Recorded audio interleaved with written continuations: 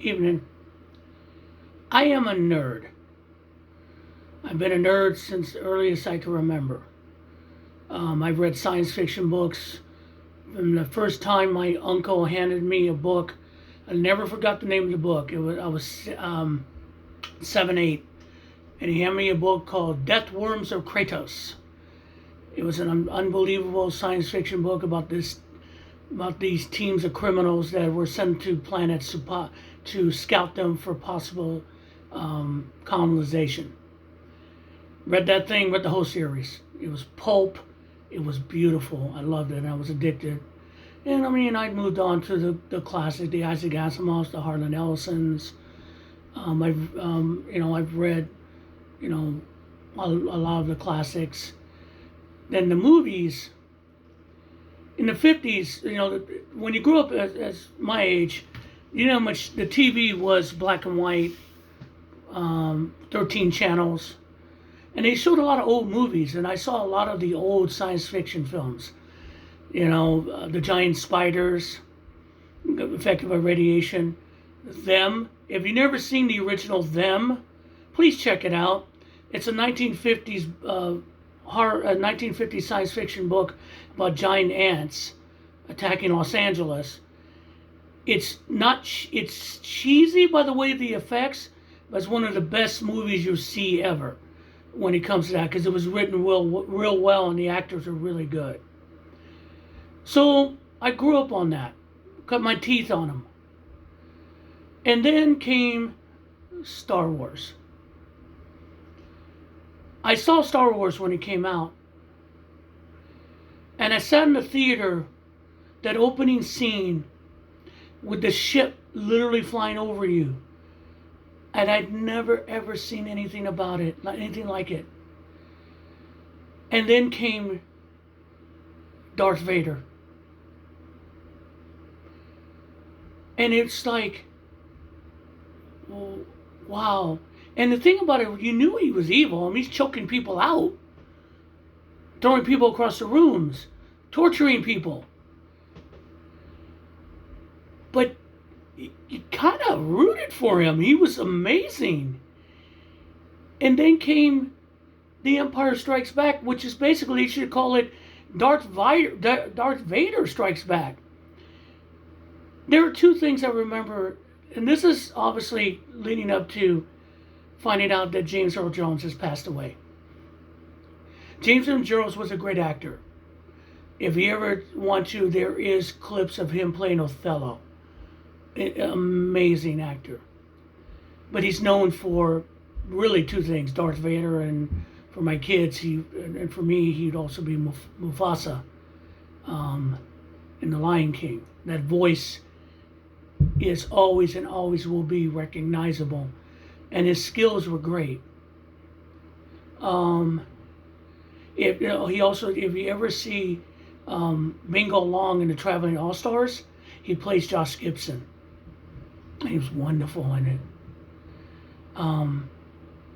And also, he was a fantastic actor, but he will be remembered for Darth Vader. But the great thing about James Earl Jones, he embraced it. If you get a chance, and there are, in the Big Bang Theory, there's an episode with him in it, and in Sheldon, and Sheldon meets him, and instead of, you think it'll be, he'll reject him, and he asks him, do you like Star Wars? And he goes, yeah, I do too. And they go and ding dong ditch Carrie Fisher's house. It's a wonderful episode. Because these guys kind of accepted what they were. They enjoyed it. Mark Hamill has. He's never fought it. Because they know what it is, and they also know what it represented to all of us.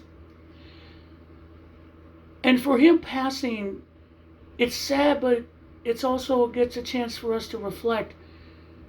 Again, one thing I will say in Hamilton, and I've said this in a lot of videos, the one thing that they say at the end of the show when I first saw it, and I'd never seen Hamilton, so I saw the actual play in Chicago. When they say the words, when they tell you who lives, who dies, who tells your story, that's when the tears flowed for me, because your life is that. Who lives, who dies, who tells your story. And James Earl Jones' story will be told for decades, even beyond. It's told now. It's amazing.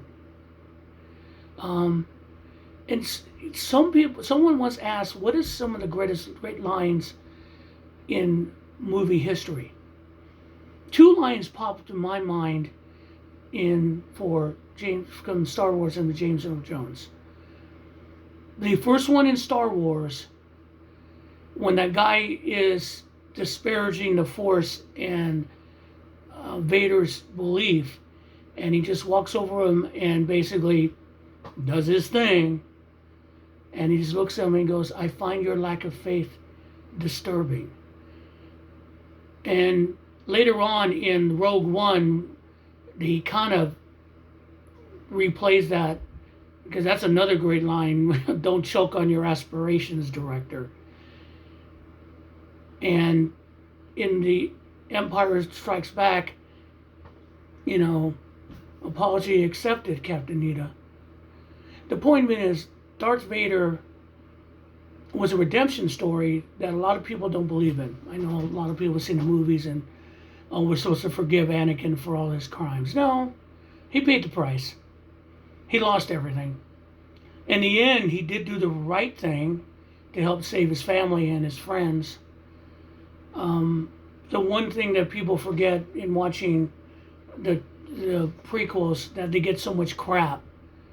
But if you watch the fall of Anakin, unfortunately with George Lucas, he's not a good writer. He's a decent director. He's a good director, but he's not a good writer. But you see later on, like in the Clone Wars, the Anakin series, the Ahsoka series, where Hayden Christensen gets a chance to really act, you see the depth of what he could have been and what happened. It's a wonderful Greek tragedy of that character. And then James Earl Jones' voice gave that character depth that you never ever, that cannot be taken away. That's why we remember it. That's why we go back to it. That's why I can recite lines right off the top of my head of Darth Vader and what James Earl Jones did for us. So, rest in peace. Rest in power. You had a life a lot of us will envy. And thank you more than one thing. A lot of people never do this when they get into these type of roles, for embracing it and having fun with it and understand how important it is, how it matters to a lot of people, even though it seems silly. And a lot of non-nerds will go, why do you care? I do care, because it was part of my childhood and part of my growing up, and it was important. And I got to give that to my children, my sons, two sons and daughter.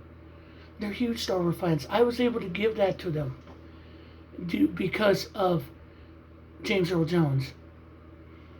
And I want to thank you for that, because when you can give your family something and it's shared with them, it's a wonderful feeling. So rest in peace. Rest in peace, Darth Vader. The Force was strong in you. Y'all have a good night.